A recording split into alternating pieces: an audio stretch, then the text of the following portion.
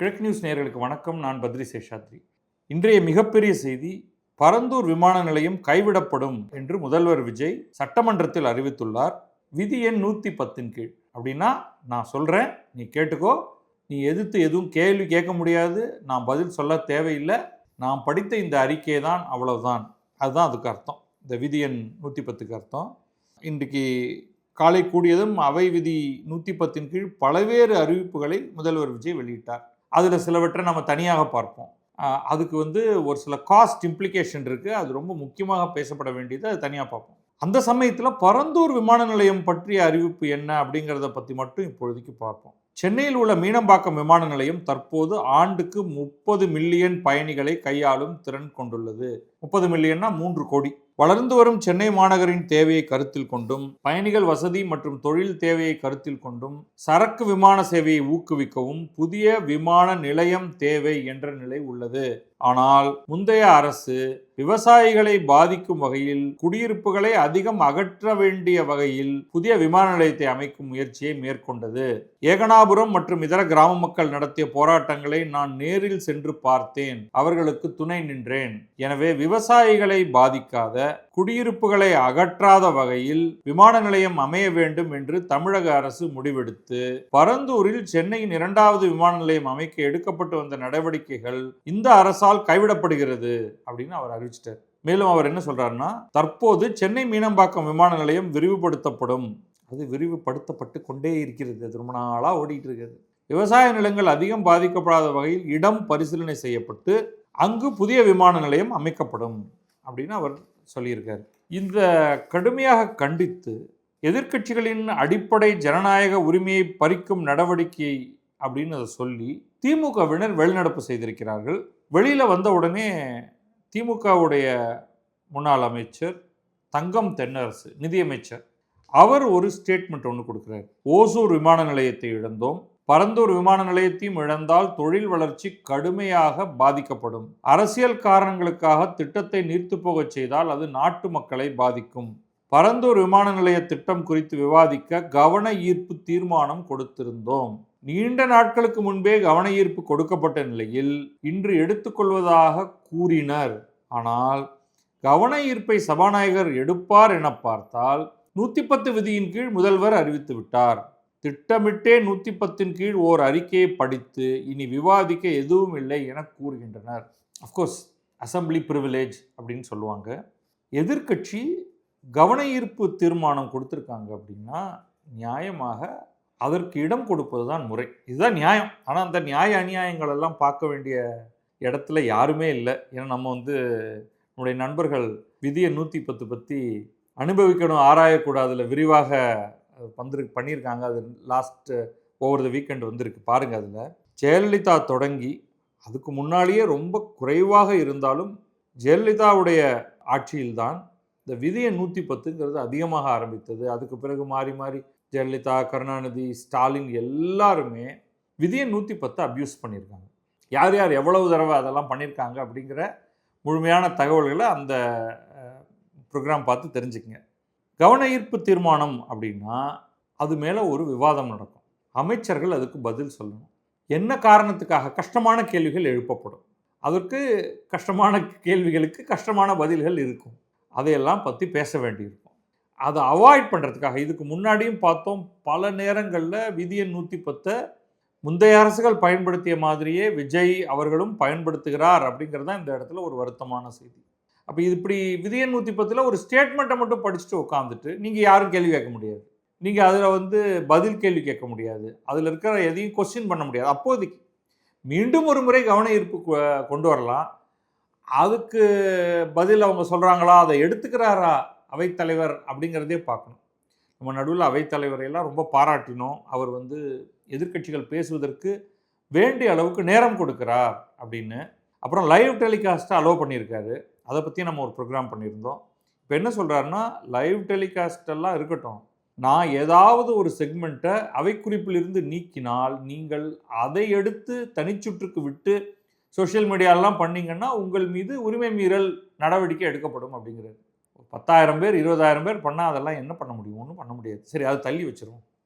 முதல்ல கவனஈர்ப்பு தீர்மானம் கொடுத்திருக்கக்கூடிய ஒரு நேரத்தில் விதி எண் 110 பயன்படுத்தி வெறும் ஒரு ஸ்டேட்மெண்ட்டை மட்டும் சொல்கிறது அன்ஃபார்ச்சுனேட், தவறானது அப்படிங்கிறது தனியாக வச்சுப்போம். இரண்டாவது, அந்த கோர் பாயிண்ட்டுக்கு வருவோம். சென்னைக்கு இரண்டாவது விமான நிலையம் தேவையா? ஏன் தேவை? இப்பொழுது இருக்கக்கூடிய விமான நிலையம் போதாதா?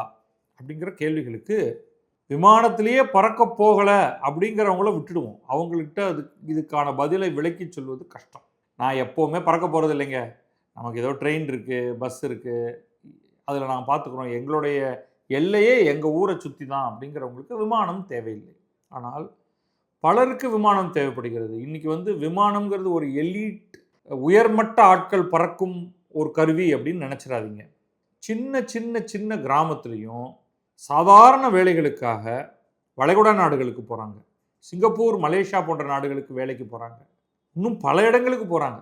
இன்ஃபேக்ட் இந்தியர்கள் இல்லாத இடமே இல்லை. இந்தியர்கள் இல்லாத இடமே இல்லைன்னா தமிழர்கள் இல்லாத இடமே இல்லை. இந்த கப்பல்களில் எவ்வளவு இந்தியர்களும் அதில் தெர்ஃபோர் தமிழர்களும் இருக்காங்க அப்படிங்கிறத பாருங்கள்.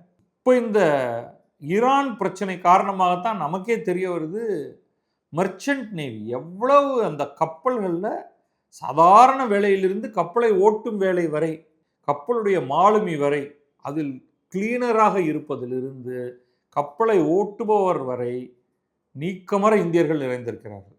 இது ஒரு கணக்குக்காக சொல்கிறேன். தமிழ்நாட்டில் பல இடங்களில் விமான நிலையங்கள் இருக்குது. தூத்துக்குடியில் இருக்குது, மதுரையில் இருக்குது, திருச்சியில் இருக்குது, சென்னையில் இருக்குது. நம்ம வேறு சில இடங்களில் ஒரு மாதிரியாக ட்ரை பண்ணிகிட்ருக்கோம். புதுச்சேரியில் ஏதோ ஒரு சேவை ஒன்று ஆரம்பிச்சிருக்கு. சேலம் பேசப்பட்டு செய்யப்பட்டு ஒன்றும் செய்யப்படாமல் நின்று போயிருக்கு. இப்போ ஓசூரில் கேட்கணும், கோயம்புத்தூரில் இருக்குது, விட்டுட்டேன் நான், கோயம்புத்தூரில் இருக்குது. இதில் பல சர்வதேச விமான நிலையமாகவும் தரம் உயர்த்தப்பட்டிருக்கின்றன. ஹோசூர் நம்ம கேட்டுக்கிட்டு இருக்கோம், அது பெங்களூரோட இடிக்கும் அப்படிங்கிறதுனால அதற்கான அனுமதி நமக்கு இன்னும் கிடைக்கல. இப்போ இந்தியாவில் ஒரு காலகட்டத்தில் சென்னை விமான நிலையம் நாட்டிலேயே 3வது பெரிய விமான நிலையமாக, பெரியங்கிறதுல அதிகமான பயணிகளை ஏற்றி செல்லக்கூடிய இடமாக இருந்தது. அதற்கு பிறகு பெங்களூரு, அதில் முதல் 2 இடத்துல எப்போவுமே சென்னைக்கு முன்னால் பாம்பேயும் டெல்லியும் வந்துடும். டெல்லி நம்பர் 1, பாம்பே நம்பர் 2, அப்புறமா சென்னை என்று இருந்தது. சில சமயங்களில் கல்கத்தா முன்னாடி வந்திருக்கலாம். இப்போ பெங்களூரும் ஹைதராபாத்தும் உள்ள பெங்களூர் விமான நிலையம் பிரமாதமாக மேலே போயிடுச்சு. அவங்களுக்கும் ஊருக்கு நடுவில் இப்பொழுது நம்முடைய சென்னை விமான நிலையம் இருக்கே, அதை விட சிறியதாக ஒரு விமான நிலையம் இருந்தது. அதற்கு பிறகு இதெல்லாம் இருந்தால் பெங்களூருடைய வளர்ச்சி பாதிக்கப்படும் என்ற ஒரு குறிப்பிட்ட காரணத்தினால் ஊருக்கு வெளியே தேவனஹள்ளி எங்கேயோ ஒரு இடத்துல கொண்டு போய் எக்கச்சக்கமாக லேண்ட் அக்வயர் பண்ணி, விளைநிலங்கள் தான் பைதவே, அதில் விளைநிலங்களும் அடங்கும், அதில் மிகப்பெரிய விமான நிலையத்தை உருவாக்கினார்கள். முதல் 10 வருஷம் ஸ்லோ க்ரோத் தான். எல்லாரும் கம்ப்ளைண்ட், எங்கேயோ இருக்குங்க, ஊருக்கு வெளியில் இருக்குது, வேறு ஊரில் பெங்களூர் விமான நிலையம் எங்கே இருக்குது, பெங்களூருக்கு வெளியில் இருக்குது அப்படிங்கிற மாதிரி நிறைய ஜோக்கு. சரி, பெங்களூர் விமான நிலையத்துக்கு வந்துட்டோம், இப்போ பெங்களூருக்குள்ளே எப்படி போகிறது அப்படின்ட்டு. அதுக்கப்புறமா விரிவான சாலைகளை கட்டினார்கள். ஒரு ட்ரெயின் ஒன்று இருக்குது, அது அவ்வளவு ஸ்லாக்கியம் கிடையாது. அங்கே மெட்ரோ தடவிக்கிட்டு இருக்கு. இங்கேயும் மெட்ரோ ஒரு அரைகுறை தடவல் தான், அங்கேயும் கொஞ்சம் தடவிக்கிட்டு இருக்கு பெங்களூர்லேயும். எப்பொழுது அதிவேக ரயில் இருக்கோ இல்லையோ, குறைந்தபட்சம் ஒரு மெட்ரோ ரயில் அங்கே போச்சுன்னா தானாகவே மக்கள் கூட்டம் அங்கே போகிறது ரொம்ப ஈஸியாகிடும். அதை தவிர உண்மையான தேவை என்னென்னா, முக்கியமான ஒரு 1 or 2 ரயில்வே ஸ்டேஷன்ஸ் வித்தின் பெங்களூரிலிருந்து விரைவு ரயில் இங்கே ஏறினா அடுத்து நேராக பெங்களூர் கெம்பேகவுடா ஏர்போர்ட்டில் தான் போய் நிற்கும் அது என்று, நோ ஸ்டாப்ஸ் எனிவேர் அப்படின்னு ஒரு ஃபாஸ்ட் ட்ரெயின், அதுக்கு தனியான ட்ராக் இருக்கணும். இதெல்லாம் திட்டமிட்டு இனிமேல் கொண்டு வரட்டும். என்ன நடந்திருக்கு? சென்னையை விட மிக அதிகமான எண்ணிக்கையில் பெங்களூரிலிருந்து பேசஞ்சர்ஸ் போக ஆரம்பிச்சிட்டாங்க. ஹைதராபாதும் அதே மாதிரி சென்னைக்கு மேலே வந்துருச்சு. பட் பெங்களூர் ரொம்ப முக்கியமானது. அதோடைய விளைவு என்னென்னா, ஒரு காலத்தில் கர்நாடகாவை சேர்ந்த பலரும் சர்வதேச பயணம் போகணும் என்றால் சென்னைக்கு வந்து கொண்டிருந்தார்கள். பெங்களூர்லேருந்து சென்னைக்கு வந்துட்டு சென்னையிலேருந்து ஏறி போவாங்க, ஏன்னா இங்கேருந்து தான் கனெக்ஷன் கிடைக்கும், அதுதான் அவங்களுக்கு க்ளோசஸ்ட். இன்றைக்கு அது அப்படியே மாறி போயிடுச்சு. மிகப்பெரிய விமான நிறுவனங்கள் எல்லாம் பெங்களூரை ஹப்பாக மாற்ற ஆரம்பிச்சிட்டாங்க. இன்றைக்கி நீங்கள் பெங்களூர்லேருந்து ஆஸ்திரேலியாவுக்கு நேராக பறக்க முடியும், பிரேக்கே இல்லாமல். பெங்களூர்லேருந்து சிட்னிக்கு நேராக ஸ்ட்ரெயிட் ஃப்ளைட்டு. அது மாதிரி ஐரோப்பிய நாடுகள் பலவற்றுக்கும். அப்போ அவங்கெல்லாம் என்ன பண்ண ஆரம்பிச்சிட்டாங்கன்னா, சென்னையிலிருந்து போய் கொண்டிருந்ததையெல்லாம் நிறுத்திவிட்டு அதை பெங்களூருக்கு நகர்த்தி விட்டார்கள். அப்போ சென்னையில் நீங்கள் இருக்கீங்கன்னா உங்களுக்கு எவ்வளோ வாய்ப்புகள் இருக்குது அப்படின்னு பார்த்துட்டு, இல்லைன்னா நீங்கள் சென்னையிலிருந்து பெங்களூரு போயிட்டு பெங்களூர்லேருந்து வெளிநாட்டுக்கு போக வேண்டியிருக்கும். சர்வதேச விமான போக்குவரத்தில் இந்த மாதிரி ஒரு பெரிய ட்ரெண்ட் வந்துருச்சு. ஹைதராபாத்லேருந்தும் இருக்குது. பட் தென்னிந்தியாவில் நம்பர் 1 ஏர்போர்ட் எது அப்படின்னா பெங்களூர், 2வது ஹைதராபாத், 3வது சென்னை. இது உங்களுக்கு தேவையா? நம்ம விட்டு நம்பர் 1ஆக இருந்ததுலேருந்து 3ஆவதாக வந்திருக்கிறோமே அப்படிங்கிற கேள்விக்கு நீங்கள் பதில் சொல்லுங்கள். அதெல்லாம் ஒன்றும் வேண்டாங்க, எங்களுக்கு இதெல்லாம் போதும் அப்படின்னு நீங்கள் சொல்கிறீங்கன்னா நான் உங்களோட ஆர்கியூவே பண்ண முடியாது. ஞாபகத்தில் வச்சுங்க. இப்போ ஆந்திரா வந்து விஜயவாடா விமான நிலையத்தை விரிவாக்கம் செய்ய ஒரு பெரும் முயற்சியில் இறங்கியிருக்காங்க. அவங்க பார்க்குறது என்னென்னா, விமான நிலையம் தான் அங்கே தொழில் வளர்ச்சிக்கு ரொம்ப முக்கியமான காரணியாக இருக்கும். பெங்களூர் மற்றும் ஹைதராபாத் அளவுக்கு சென்னையை விட பெரிதாக ஒரு விமான நிலையத்தை உருவாக்க முடியுமா அப்படிங்கிற ஒரு பணியில் அவங்க இறங்கியிருக்காங்க. சிவில் ஏவியேஷன் மினிஸ்டர் யாருன்னா தெலுங்கு தேசம் கட்சியை சேர்ந்தவர். அப்போ அவங்களுக்கு ஏகப்பட்ட ஆதரவு அந்த இடத்துல கிடைக்க போகுது. இப்போ கூட பிரைம் மினிஸ்டர் வந்து ஒரு ஓடுதளம் ஒன்று அதிகமாக்கினதை வந்து திறந்து வச்சுட்டு போயிருக்காரு. அப்போ நமக்கு வந்து தென்னிந்தியாவில் மிகப்பெரிய அச்சுறுத்தல் நம்முடைய சகோதர அண்டை மாநிலங்களிலிருந்து வருகிறது. நம்ம தொடர்ச்சியாக நம்முடைய விமான நிலையத்தின் இடத்தை இழந்திருக்கிறோம். அது என்ன ஆகும்னு நான் சொல்கிறேன். இன்னும் சில சர்வதேச விமான போக்குவரத்து நிறுவனங்கள் சென்னையை நிறுத்திவிட்டு பெங்களூர் அல்லது ஹைதராபாத், பெங்களூர் நிச்சயமாக இருக்கும், ஹைதராபாத்தையும் அதில் சேர்த்துப்பாங்க, சென்னையை கழட்டி விட்டுருவாங்க. ஏன்னா பெரும்பாலான மக்கள் ஆந்திராவிலிருந்தும் தெலுங்கானாவிலிருந்தும் இருப்பவர்கள் அங்கே போயிடுவாங்க. கர்நாடகாவில் இருக்கிறவங்க அங்கேருந்து போவாங்க. கேரளாவில் இருக்கிறவங்களுக்கு வேறு வழியே கிடையாது. கொச்சியிலிருந்து கல்ஃபுக்கு போகிறதுக்கு நிறையா இருக்குது. வேறு இடங்களுக்கு போகிறதுக்கு அவங்க சென்னைக்கோ அல்லது பெங்களூருக்கோ போக வேண்டியிருக்கும். சென்னைக்கு போனாலும் பெங்களூருக்கு போனாலும் அவங்களுக்கு ஒன்று தான். அதனால் அவங்களும் அதை பற்றி கவலைப்பட மாட்டாங்க. எப்படி இருந்தாலும் கொச்சி தென்னிந்தியாவின் நம்பர் 1 விமான நிலையமாக ஆகப்போவது கிடையாது. அது சிறிய மாநிலம். அப்போ பார்க்கும்பொழுது போட்டி என்பதே சென்னைக்கும் பெங்களூருக்கும் ஹைதராபாத்துக்கும் தான். அந்த போட்டியில் நாம் ஏற்கனவே தோற்றுவிட்டோம். 3வது இடத்துல இருக்கோம். இப்போ 4வது இடத்துக்கு தள்ளப்படுவோமா? ஆந்திராவுடைய ஆம்பிஷன் சாதாரணமானது கிடையாது. அவங்க பாயிண்ட் டு பாயிண்ட் தமிழகத்தோட போட்டி போட்டு கொண்டிருக்கிறார்கள். இப்போ அவங்களுக்கு வந்து இன்னைக்கு ஏர்போர்ட்டை பொறுத்த வரைக்கும் வீக்காக இருக்கிறது தமிழ்நாடு தான். ஹைதராபாத்தை விடவும் பெங்களூரை விடவும் மிகப்பெரிய ஏர்போர்ட்டை அவர்களால் இப்பொழுதைக்கு உருவாக்க முடியாது. ஆனால் சென்னையை விட பெரிதாக ஒன்றை உருவாக்கி விட முடியும். அதில் தான் அவங்க ஃபோக்கஸ் பண்ணுவாங்க. நாம் இங்கே மிகப்பெரிய அரசியல் விவகாரத்தை பண்ணிக்கொண்டு, நீ பரந்தூர் சொன்னியா, நான் பரந்தூரில் போய் கொடியசைத்து என்னுடைய கட்சியை ஆரம்பித்தேனா, எனவே நான் பரந்தூர் மக்களுக்கு வாக்கு கொடுத்திருக்கிறேன், பரந்தூரில் உருவாக்க மாட்டேன். ஏற்கனவே பண்ண வேலையெல்லாம் நாசம். இனிமே நான் வந்து ஊரெல்லாம் தேடி கண்டுபிடிச்சு ஒரு இடத்த ஐடென்டிஃபை பண்ணி திரும்ப நான் லேண்ட் அக்விசிஷனுக்கு இறங்குவேன். 5 வருஷத்துக்குள்ள இது நடக்காது. நம்ம ஆட்சி அடுத்து தொடருமா இல்லையா தெரியாது. அடுத்து இவங்க வந்தாங்கன்னா இதெல்லாம் வந்து ஆந்திராவில் நடந்திருக்கு. அப்படித்தான் அவங்க நாசமாக பண்ணாங்க. ஆந்திரா புதிய மாநிலமாக உருவாக்கப்பட்டு வந்தது. சந்திரபாபு நாயுடு ஆரம்பத்தில் அங்கே இருந்தார். அடுத்து ஒய்எஸ் ராஜசேகர ரெட்டியும் அதற்கு பிறகு அவருடைய மகன் ஜெகன்மோகன் ரெட்டியும். அப்போ சந்திரபாபு நாயுடு செய்திருந்தால் அதுக்கு நான் மாற்றாகத்தான் செய்வேன் அப்படின்னு ஜெகன்மோகன் ரெட்டி சொல்கிறாரு.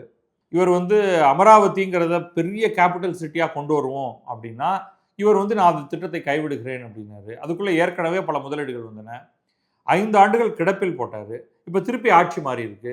உடனே திருப்பி அமராவதியை திருப்ப தூசு தட்டி எடுக்கிறாங்க. இப்போ மீண்டும் இவர் ஆட்சியை பிடிக்காமல் ஜெகன்மோகன் ரெட்டி வந்து விட்டால் என்ன பண்ணுவாருன்னு நமக்கு தெரியாது. அதே மாதிரியான ஒரு டிராமா தமிழகத்தில் ஒரு காலத்தில் கருணாநிதி ஒரு திட்டம் கொண்டு வந்தால் ஜெயலலிதா அதை எதிர்ப்பார். ஜெயலலிதா ஒரு திட்டம் கொண்டு வந்தால் கருணாநிதி அதை எதிர்ப்பார். இந்த மேலவை ஒன்று கொண்டு வரேன்ட்டு கருணாநிதி அவர்கள் மேலவை வேண்டுங்கிறார். ஜெயலலிதா என்ன காரணத்துக்காக என்ன எம்ஜிஆர் வேண்டாம் என்று சொன்னார். அதனால் எங்களுக்கு வேண்டாம். இப்போ இவங்க ஒரு தீர்மானம் போடுவாங்க.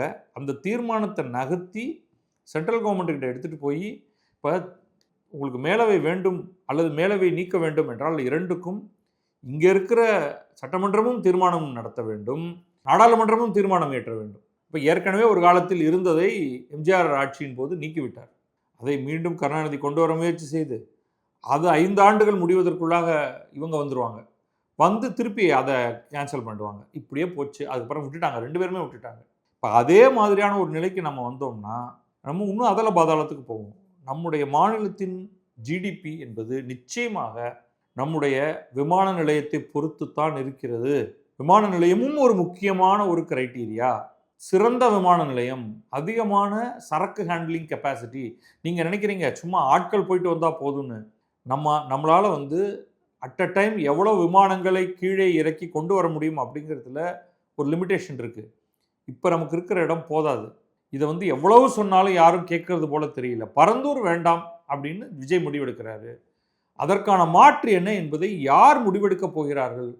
எப்பொழுது இது நடக்கும்? தவேக தான் அதை செய்ய போகிறது என்றால் அதற்கு எவ்வளவு நாள் ஆகும்?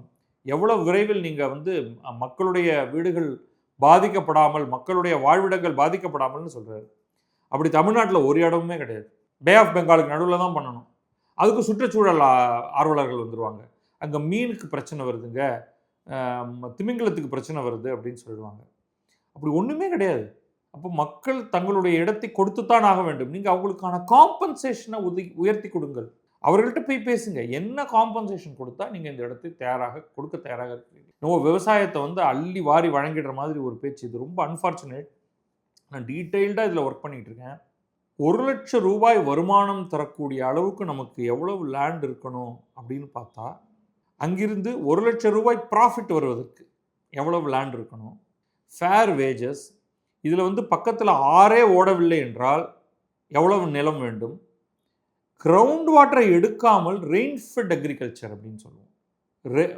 மேலிருந்து கொட்டும் மழை ப்ளஸ் ஃபார்ம் பாண்ட், உங்களுடைய நிலத்துக்குள்ளேயே குளத்துக்காக என்று வெட்டி வைத்திருக்கக்கூடிய ஒரு பகுதி, அதில் தண்ணீர் போய் சேரும். அந்த தண்ணீரை வைத்துக்கொண்டு, மழையை வைத்துக்கொண்டு நீங்கள் அக்ரிகல்ச்சர் செய்யணும். ஏன்னா பெரும்பாலும் நம்மளை சுற்றி இருக்கிற பகுதிகள் அப்படி தான் இருக்குது. அப்படி என்றால் ஏன்னா சென்னையில் என்ன, நீங்கள் உங்கள் அடையாரை வைத்துக்கொண்டு பாசனம்லாம் ஒன்ஸ் சிட்டி எல்லைக்குள்ளே வந்துடுறீங்கன்னா பாசனமும் கிடையாது, ஒரு மண்ணும் கிடையாது. இப்போ நான் ஒரு உதாரணத்துக்கு சொல்கிறேன். நான் இதை எல்லாம் எதுக்காகன்னா, இது ஏன் சென்னையை சுற்றி சொல்கிறேன்னா, சென்னையில் தான் விமான நிலையத்தை பற்றி பேசிகிட்டு இருக்கோம். அப்போ நீங்கள் அக்வயர் பண்ண போகிற பகுதி காஞ்சிபுரம், செங்கல்பட்டு, திருவள்ளூர் என்ற 3 மாவட்டங்களில் இருந்து தான் வருகிறது. இந்த 3 மாவட்டங்கள்லேயும் நிலத்தடி நீர் பிரச்சனைகள் இருந்து கொண்டு தான் இருக்கின்றன. மழை பெய்யுது, நல்ல மழை பெய்யும். ஏன்னா பருவமழைங்கிறது வந்து இங்கே பெரும்பாலும் உங்களுக்கு கிடச்சிரும். அதில் கொஞ்சம் வேரியேஷன் இருக்கும், எல் நின்யோ எஃபெக்ட் இருக்கும், சூப்பர் எல் நின்யோ நடக்கலாம்.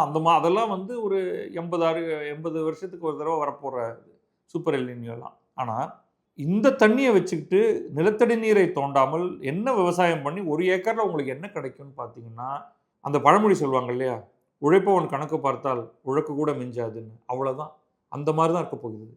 அப்போ நல்ல அளவுக்கு பணத்தை வாங்கி கொண்டு நீங்கள் இந்த நிலத்தை கொடுத்தால், அப்போ விவசாயமே பண்ண முடியாதுன்னா அதுக்கு வேறு இடம் இருக்குங்க. வேறு இடத்துல தான் இன்றைக்கி நம்ம பண்ணிகிட்ருக்கோம்.